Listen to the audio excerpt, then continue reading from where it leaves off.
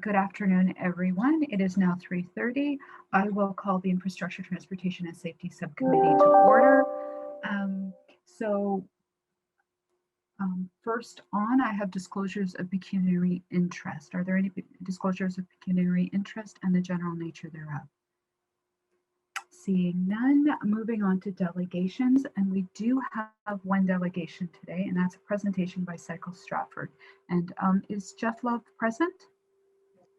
Through you, he's not on the line quite yet. Should we just wait a minute, or do you think we should move on to item number 4 and then come back to delegations? I think if you start with item number 4, I'll let you know when he's on the line. Perfect, thank you. So moving on to item number 4, it's a report of the Director of Infrastructure and Development Services. And 4.1 is the AMO LAS Water and Sewer Warranty Program. And I'm not exactly sure who's going to speak to this, whether it's Ed DeLovic or Johnny Rose. Ed, okay, go ahead. Yes, through the chair, I'll just hit on some highlights of the program. Just to let you know, this is something actually started by the city of Hamilton back in 2014. The staff there had heard of a program that was offered down in the United States, this warranty program, and wanted to have something in Hamilton because being an older city, they had a lot of residents that were having challenges with their sewer laterals as well as their water services. So they had developed an RFP, went to the market. I think there were 2 players at the time. Service Line Warranties were the successful proponent. They got it. They eventually actually bought out the competitor that had made the other proposal to the city of Hamilton, and so it's been in existence in Canada for roughly 7 years now. It is a warranty program, so it's not insurance. There isn't deductibles or anything like that. So if there is a problem, they will come in and do the repairs. Yes, there are a number of insurance providers that are now starting to provide this type of coverage. You'd have to get a rider for it. And as with any other insurance, there would be a deductible that you'll have to deal with, and you'll have to deal with the insurer. And I think what SLW is quite proud of is that they've never denied a claim to date in Canada. They've made repairs on all the claims that have come in. So, staff did speak with, as I noted in the report, Kingston, Windsor, and Hamilton. All very happy with the program. None of them expressed any regrets into entering into this program. They found it as a benefit to their residents. I think Hamilton speaks very highly of it. Matter of fact, they had a counselor who entered into the program, and I think it was on Christmas Eve or something like that. They had a backup, and it was dealt with that evening. And he was very happy. So he's very much a proponent of this warranty program, having gone through it personally himself, and speaks quite highly of the services they provided and how quickly they dealt with it. They also talked about Hamilton. If you remember, several years ago, we had a lot of freezing services through this warranty program. Those people who had the coverage were taken care of as well through this warranty program with frozen services. So a lot of benefits. The one issue that was raised by the 3 municipalities is I asked about the fact that there is an endorsement required by the councils, and the answer to that is for this company to be successful, they need grab a certain percentage of the market, and they feel by having that endorsement from council, it gives some credibility to them.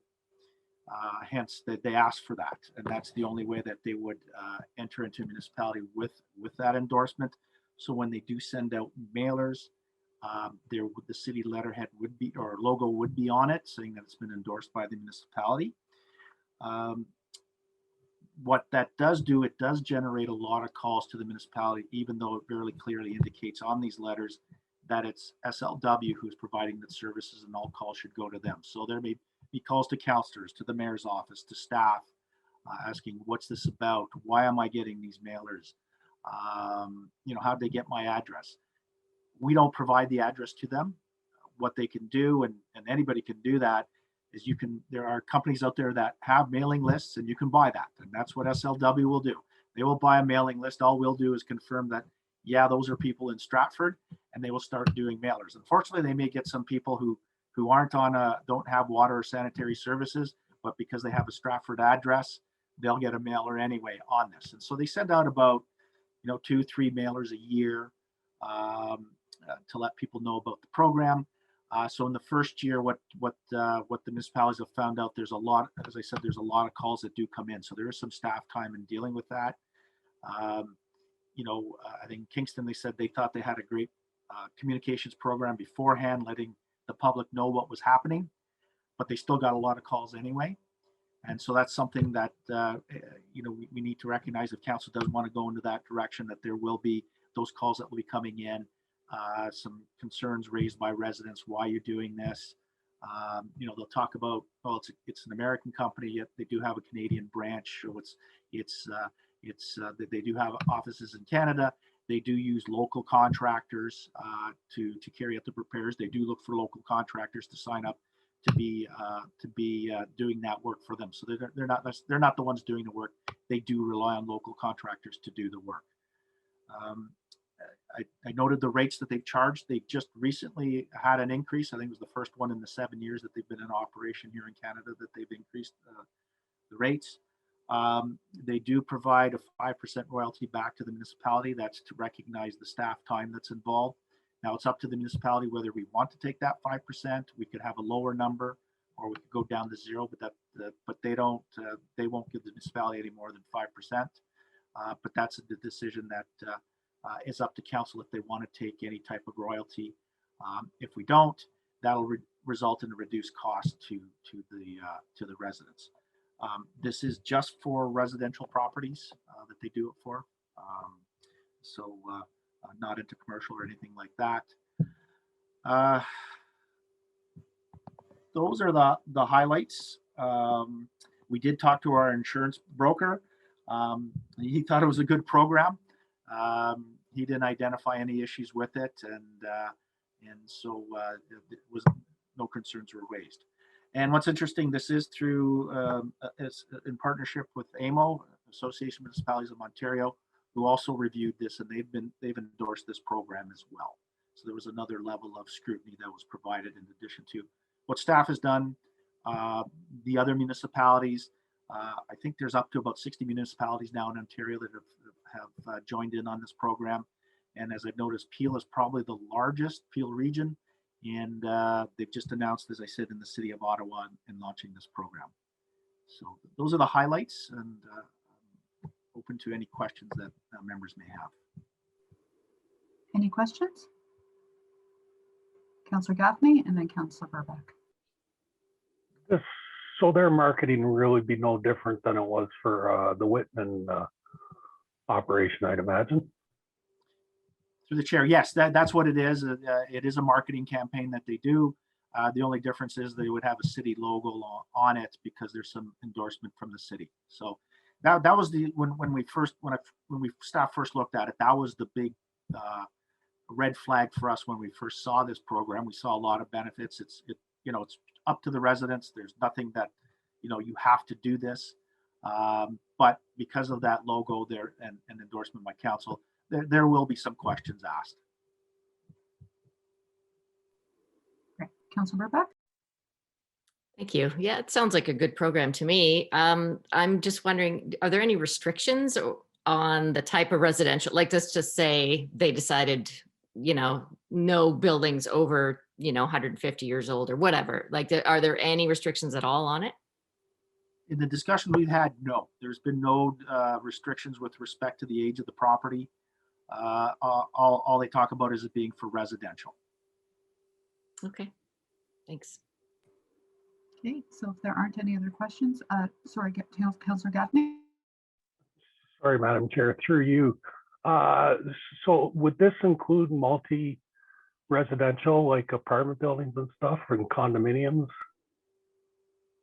Through the chair, I'll have to get clarification, and if we move on and we enter into this, if we do enter an agreement, that'll be one of the questions we could ask. I got a feeling it was mostly, singles, duplexes, those type of things. They weren't, I think when they looked at apartment buildings, they didn't cover that because they saw that as being for profit type entities. So I think they were really trying to cover off individually owned properties. So that's where their market was, but I could get clarification on that. Okay, thank you. Anything else? Okay, there is a staff recommendation there, moved by Councillor Burback. All in favor? Opposed, if any, and that's carried. And so I do believe I saw Jeff Love on the attendee list. So if we could go back to item number 3 for. Can you hear me, Madam Chair? I can. Can we see me or does it matter? We don't need to see you. I just need, before you get started, a motion to hear the presentation from Cycle Stratford, moved by Councillor Burback. All in favor? And go ahead. Thank you. I'll be fairly brief. Again, I know some of you, but not all of you. My name is Jeff Love. I'm the president of Cycle Stratford. We've been in business for about 8 years. We do 2 things. For those who don't know, we organize weekly, monthly, and annual rides, and we advocate for cycling infrastructure issues. The reason I asked for the meeting today is that we've been in the fall of 2019 at what was our first annual cycling tour. I'll talk a bit with this. We decided to launch a petition because we had a number of people coming in for a Friday for the Future event at the Market Square and for our tour. We had about 100 people coming to town for that. So we had a live petition. We gathered about 325 signatures to that petition. I'm going to read it. There's only 3 wheres and 3 asks, so it's not terribly long. And we've left it on our website for the last year with some electronic signups. It's obviously wasn't appropriate during COVID for us to be at public events. We have not tried to push it, but I thought since it sort of had come to its end, I wanted to formally present it to the ITC committee to say we have this petition of people. So if you don't mind, I will briefly read what it says, and then I'm going to end up with a few comments about cycling, or Madam Chair, would you rather I just stop the petition and ask for questions then? How do you want me to proceed? Why don't you just do your entire presentation and Okay, then good enough. Okay. So the 3 whereases. Whereas a vibrant and continuously improving active transportation system that includes cycling infrastructure is a core element of safe, healthy, and sustainable city. Whereas the city of Stratford and the county of Perth are generally safe places to cycle, though improvements can and should be made immediately to their active transportation systems. And whereas the city has a useful 20-year active transportation plan that has been implemented slowly and needs to be updated, we ask that first, the city of Stratford and Perth County review, revise, and accelerate the implementation of their active transportation and cycling plans, programs, and infrastructure investments. The city fulfill its commitment to support active transportation programs, infrastructure at a consistent level of 2% of annual capital spending, about $400,000 a year over the next 15 years, and dedicate time from engineering staff to guide its implementation. And finally, the city and county become provincial leaders in active transportation in conjunction with other environmental climate actions to make our communities better, more resilient, and more sustainable place to live. And as I say, we've got about 328 signatures to that and another 86 electronic, and people have been signing up. So I'll just finish another two or three minutes on some acknowledging what I think has been accomplished. So I want to start with what I think is good, and then I'll finish off with a couple other questions. I have 4 positive things. They're bullet only. I think it's been exceptionally good that the city's been working on developing a wayfinding strategy. I think I'm hopeful we'll see signage soon. That issue of where can we go? We've done electronic maps with Destination Stratford. There are maps on our site, but the idea of having signs visible, I think, will be really important. I think the city's done great work in schools, and ATAC, and a member of our club is on ATAC, to promote active transportation schools over the past year. I think has been really an important gesture, and I want to thank you for that work. The decision to hire a coordinator for that was, I think, really important, which comes to a broader point of the challenge you have to implement some of the changes without having dedicated staff support. The decision to make an application become recognized as a bike-friendly community. That's an important program, and Madam Chair, I know you led on that, and thank you for that. I think it's an important part of putting Stratford on the map as a cycling destination.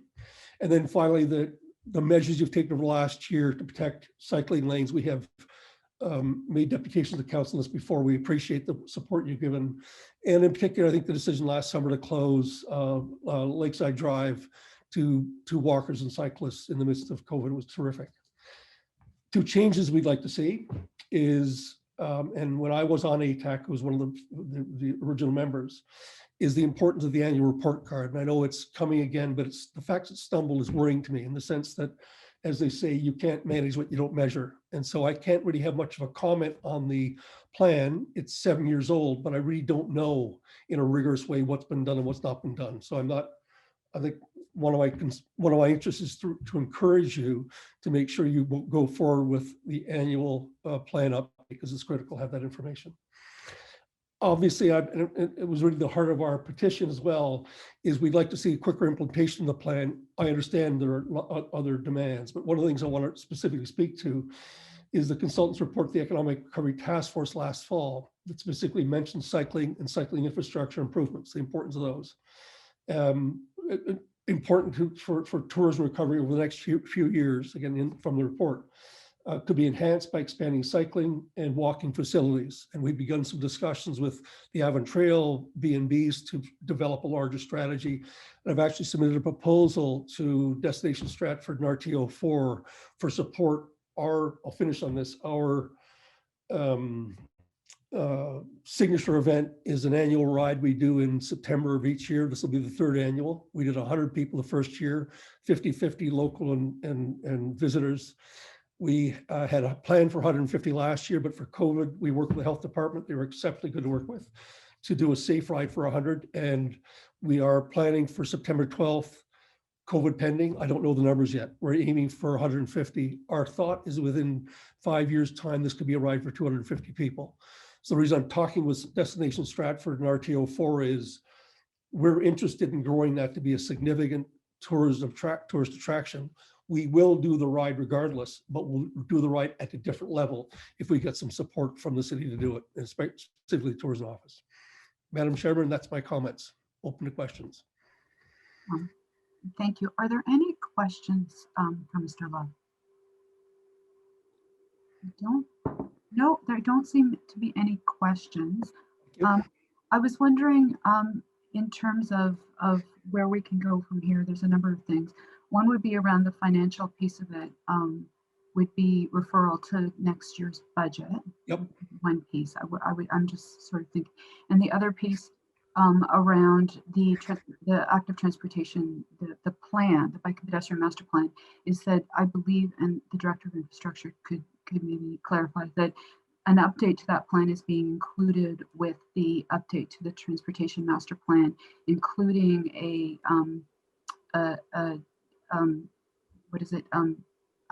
Project Zero piece to that.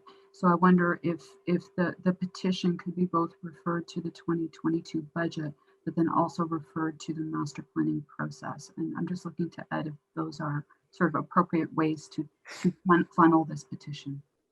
The chair, yes, that is appropriate, and yes, as part of the transportation master plan update, we'll look at the past transportation master plan and also the bike and pedestrian master plan, and look at what's been accomplished, what some new challenges are, what else can be done. But we also want to implement that zero vision as part of it. And so when you start looking at zero vision, that automatically looks at pedestrian facilities, bicycling facilities, those type of things, all become part of the overall plan. So that it instead of looking at them separately, we should look at it all of it together as part of transportation in the city. Madam Chair, can I ask what the timing is on that and what we can do to support it? Through the chair, that there was funding in this year's budget for it. Challenges we're having is from a staff perspective.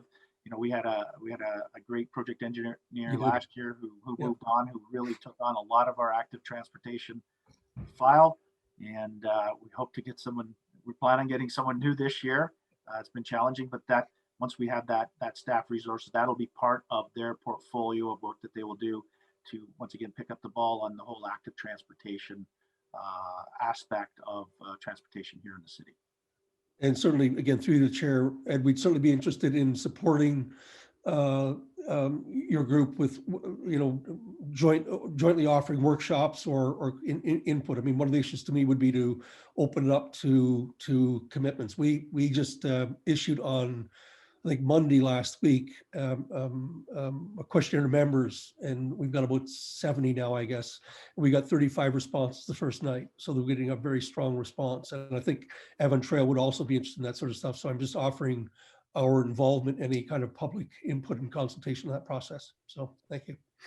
Through the chair, definitely as through a master planning process, we will have open houses, look for input. And as I was thinking on one of the skill sets that we are looking for in this project engineer is transportation and active transportation. Right. And that's something that we called for in job description and something that we were looking for. Good. So thank you very much, Mr. Love, Jeff. So if I could, I guess the next thing would be a motion to refer the petition, moved by Councillor Berbiak, but for clarity, referring the petition to the 2022 budget and to the transportation master planning process. Any other questions on that motion? If not, all in favor? Opposed, if any, and that's carried. Thank you very much. Thank you, Madam Chair.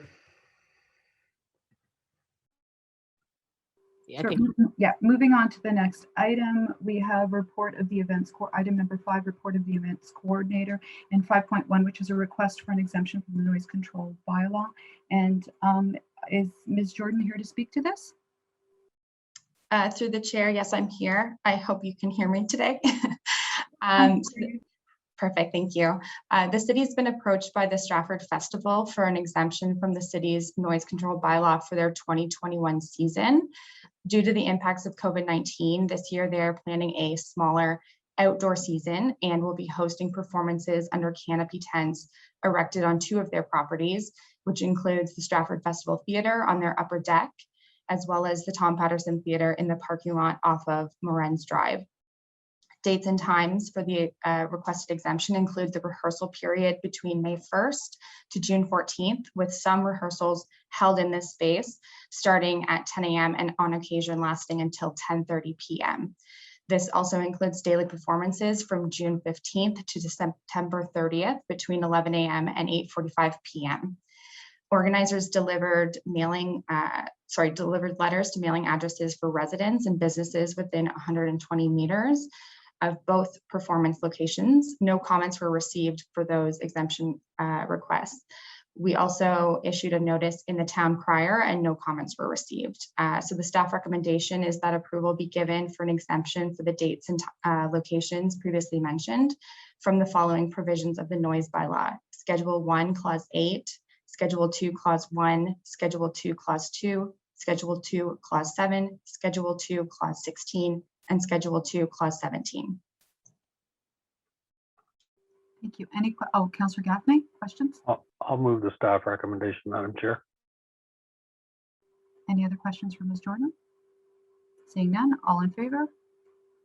Opposed, if any, and that's carried. Thank you very much. So next we have item number 6, which is a report of the Manager of Environmental Services, and it's a water summary report. And I believe, Mr. Bose, are you going to speak to that item? Through the chair. Yep.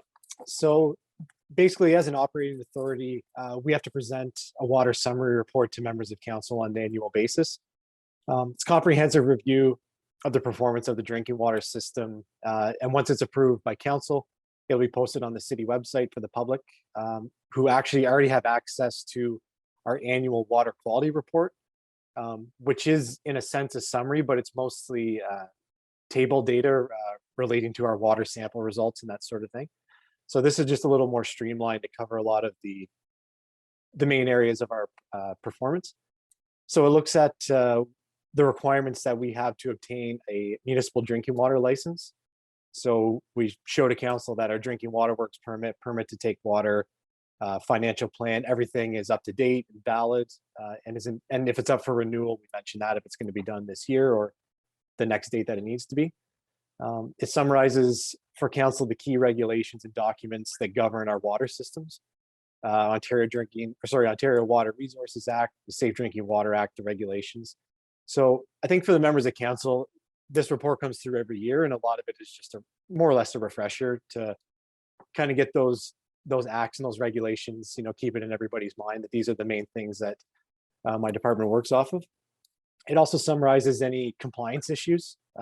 So just to note, we had no compliance issues identified by the Ministry of Environment or through our third party and internal audits that were done last year on our quality management system. It also speaks to the management infrastructure reviews, which were presented to ITS subcommittee last month. So those two headings should be fresh in your minds from only a few weeks ago. And finally, it speaks to the hydraulic performance of the system and the wells. And there's an appendix which show our flow rates, flow rate data from the year from all of our production wells and any exceedances that we have. And I think one of the important ones that I think because we're a groundwater source system, that's very important is the monitoring wells section, where it talks about the levels in the aquifers and the decrease and the increases in water usage and that sort of thing. And I think the main thing to point from the information from the monitoring well report that we had done was that our current water taking, it is sustainable and not having any negative effects on the wells or the environment. So it's kind of a blanket statement, but it does cover the fact that our water taking right now is sustainable for the foreseeable future. And obviously we get this report done every year, but I think it's important to note that. So that more or less summarizes it. Yep. Any questions on that? Councilor Burbach? Yeah, thank you for the report. I did notice on page 8, this is just for curiosity's sake, that we did have some exceedances with fluoride and sodium, and it says we have to report that, obviously, and then corrective actions might be taken. So I'm wondering, do we do anything about those excessive levels? Yeah. And do we know where this, like, for instance, the sodium, is that just naturally occurring? Wouldn't be any road runoff or that kind of thing? Through the chair, yes, you're exactly right. The fluoride and sodium exceedances, so they were reported and they were identified through our fluoride and sodium sampling that we do. The reason why the ministry allows for this, it's a 57-month window where they basically want us to report it and check back in with them, is because it is naturally occurring, and it is in many municipalities who have groundwater as their source. So it's not something the ministry understands that it's not something that necessarily has a solution, but it is something that they certainly need to be aware of and track, and that's why it's not something that they want us to report every 12 months or every month, because they know there's not really a lot that we can do about it. So that's why they have this 57-month thing. So I'm assuming that the ministry found that was a good time to check back in and say, yep, 57 months later, we've continued to do that sampling and we have identified that we've exceeded the sodium and fluoride levels. So cities like Toronto, where they would draw their water from a surface water like Lake Ontario, they obviously wouldn't have these issues. So again, it's more geared towards obviously groundwater systems. Okay, thank you. Councilor Gaffney? That's okay. I think my question just got answered. Perfect. We do have a staff recommendation to receive the report, moved by Councilor Burbach. All in favor? Opposed, if any, and that's carried. Thank you very much. So next is item number 7, and report of the Manager of Public Works, and 7.1 is the City of Stratford Winter Operations Plan. And I believe, Mr. Ryan, you're here to talk about that? Yes, thanks. Through the chair. The purpose of this operations plan is to have a defined level of service plan for winter operations in the City of Stratford. We've never had a plan approved by council such as this, so we're looking to push this ahead. We're planning on following the MMS guidelines, which is the minimum maintenance standards, which is basically a set of standards and timelines set out in the Municipal Act for municipalities to use for winter operations. So we would be adopting that officially, and we would have this document. It would be a living document reviewed annually to include any changes that may have occurred in infrastructure, traffic counts, any zoning changes that may have applied in the previous season. And really overall, it gives residents and anyone outside the department a better idea of what it is that the winter operations plan entails, what it takes to perform the tasks, and definitely sets out the timelines and the expectations of the city when we do receive winter events. Thank you. Any questions? Councilor Burbeck? Thanks. Yeah, I really like the idea of having this report. It kind of definitely gives people it gave me a better understanding of exactly how everything works. So that's really great, which gave rise to a few questions. You talked about maintained parking lots. And I was just curious, this actually came up on a social media discussion a few months ago. I noticed that you don't do the community service lots or any of say the Rotary or those type of lots. I'm wondering, do they have their own equipment? And I'm curious as to what the thought might be. Would there be cost savings if we could have Public Works also doing those lots as well? Yes, through the chair. So the Community Services Department does maintain the parking lots at the Rotary Complex and the arenas, and they do have equipment for those tasks. They run on a separate schedule than we do, as defined in the plan. We have set winter schedules and shifting that do take place. There is always opportunity though for assistance from both departments and equipment and employee sharing if needed. We have done that in the past where we've used community services equipment and vice versa. So there's always room to grow and expand on that, because there's definite opportunity there for savings. Yeah, that would be something I'd like to see moving forward. Just sort of an examination of that and where we could maybe save some money. The other question I had was around salt. And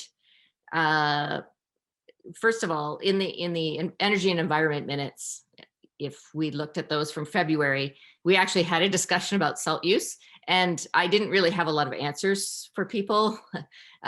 So we were hoping that someone could come and speak to the committee about salt use. And they were curious as to whether we had a salt management plan. And then I guess in hand with that, I see that on page 18, you had the total salt purchased listed. Is it possible to also list the amount of salt used? I guess that's a bunch of questions at once, but sorry.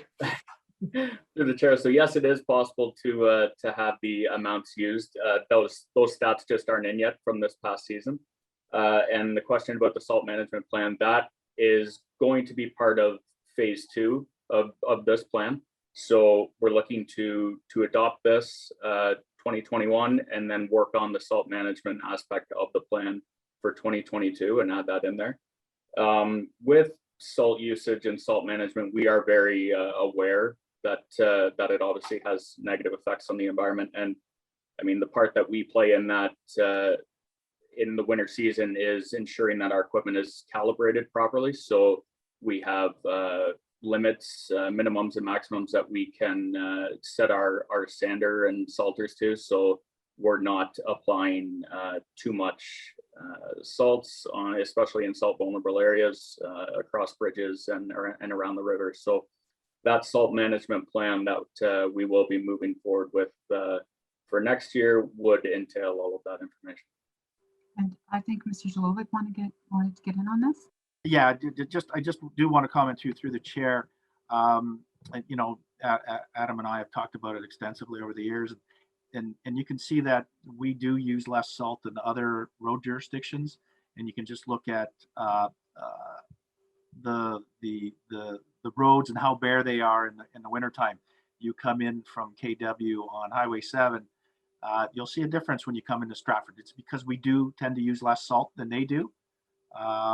Whereas, you know, the MTO is looking at, you know, they have a higher level of service where they're looking for roads being a lot lot less snow on them than we will allow for on our roads. And so you can see that. And And unfortunately, what tends to happen is that we do get complaints from residents saying how bad the roads are, and when they look at when they're coming into town on some of these highways, and you know, our position is we're trying to keep the salt usage down because the environmental impacts, the cost, and I think people need to recognize it is winter. Slow down. They need to slow down, and that's just the level of service we've adopted for a number of reasons, be it cost, be it impacts the environment, and as Adam's talking about, in our well protection areas, you know, we want to use less salt. Bridges are impacted by salt, and so you want to be careful on how much salt you use, and so that's always that fine balance of keeping the road user safe and the impacts on the environment. But it's something that, as Adam's talked about, we've talked about in the past, that we'll put that you know, pen to paper and having it documented so that the residents will understand why we have a different level of service than, say, another municipality, or what they see from the Ministry of Transportation when they come in on the highways into the city. Thank you. I think that's great information. I'll pass it along to Energy and Environment as well, and we can invite you in the future date when you've done the salt management planning. Thanks. I had a quick follow-up for the Director of Infrastructure. I believe when we did the service review, the corporate service review, some common grass cutting and snow plowing and some of those clearances, that was part of the review that was referred back for during the efficiency review, was it not? Yeah, through the chair, yes, it was. Some of those pieces may come back that Councillor Burback was asking about. Yeah, some of that may come back, and again, we've the manager Adam and I have had discussions in the past about, you know, how best can we use the available resources citywide to deal with the thing that Councillor Burback raised with respect to just, you know, the snow clearing in the parking lots, the snow pickup that's done by us and by community services. You know, how can that be done more efficiently and effectively, so that reducing staff costs, overtime costs, other costs that may be incurred in clearing out those snow piles that we take to our snow down. Thank you. Any other questions? If not, there is a staff recommendation that the winter operations plan be approved by council, moved by Councillor Gaffney. All in favor? And that's carried. Thank you very much. And so next we have item number 8, which is the capital project update. And Mr. Dolovic, did you want to just hit on some of the highlights? Yes, through the chairs, just I'll just go over a few highlights here. As I go through the highlights, you'll realize that this April is going to be a very busy month for the engineering department. Queen Street storm sewer project, we were planning on an open house in April. The bridge improvements, the footbridge replacement in Queen's Park, we're hoping to have it open by the end of this week. There's still some work, some minor work to be done, some restoration around the area, but they're hoping we can open that up to the public by the end of the week. Asphalt resurfacing for 2021. Just noting again, we're hoping to have an open house in April, along with the tender going out in April for this project. Huron Street, the design is underway. We were hoping to maybe do some construction this year, but it doesn't look like it. So we're looking at construction in 2022 with an open house scheduled in June. With the design, you know, getting the design complete this year, what we're going to focus on is if there's any utility requirements, such as Bell, Whiteman, Rogers, Enbridge, Festival Hydro, get those done in the fall of this year, so that when we go to construction next spring, there's everything's ready to go so that we can do that work. Sidewalk projects, again, scheduled for April for the tender to go out there. So some significant ones is West Gore, from St. Vincent's to John around the hospital. Also looking at the Morningston Street project from Graff to McCarthy. Argyle Street and Mackenzie, we've talked about in the past. The tender is closing on April 13th. Multi-use trail, so phase 1 design is complete. Phase 2 is with respect to the continuation of that trail. Staff are working on a report to bring back to council with respect to how to move forward with that. Going back to monies, we before Christmas, we did get an announcement from federal and provincial governments with respect to COVID funding. The city was entitled to about $342,000. One of the stream was for active transportation. We applied for the entire amount for active transportation for this project. So just to let the previous presenter know that it is top of mind with staff, and we took the opportunity to take those funds to use it towards active transportation, even though there was other activities that we could have done. That was a decision made. Lots of development applications in, which is good. A lot of building permits coming in, so hopefully there's some more activity that we'll start seeing out there as a number of the subdivisions. The developers are going to start doing some pre-grading out there and start to do some servicing this year. For that, on the water side, we're at 17 water breaks and holding for the year. Things have slowed up considerably with the warmer weather. All of last year we had 17, so we're hoping that we don't see too many more for this year. We found out just, I think today or late yesterday, that from the Conservation Authority that they've raised the level of the dam, so you'll start to see the water levels rise in Lake Victoria. Finally, on the public works side, we're doing a lot of repairs from winter damage. A lot of that is typically sod. We did put out something on Facebook, and all of a sudden we got a lot of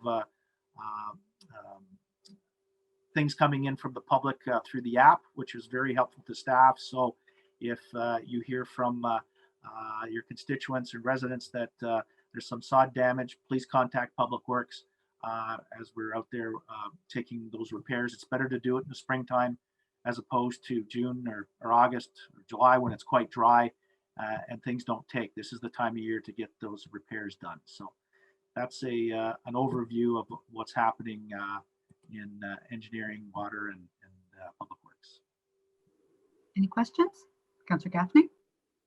Thank you, Madam Chair. And through you, I had somebody asked me a question recently. It was a couple weeks ago, and then I forgot all about it, which happens. On Redford Crescent, the question was, why did Whitman and the lights not be done in conjunction with the road work? When the question was, when they had the holes in the ground, why wouldn't they have done that stuff then? So through the chair, it becomes a timing issue with respect to Whitman because they're two different contractors. So it becomes who's responsible. So that's what happened there. It's just a timing issue, unfortunately, with the lighting is why it wasn't done at the same time. It's just we couldn't get the contractor in there to do the work at the same time to change out the lights. It was scheduling and getting the contractors all in there at the same time. Okay, thank you. Any other questions? Seeing none, item number 9 is just there for your information.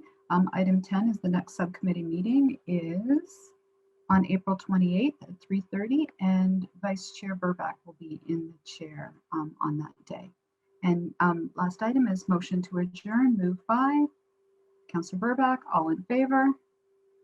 That's carried. Thank you very much, everyone. Have a nice afternoon.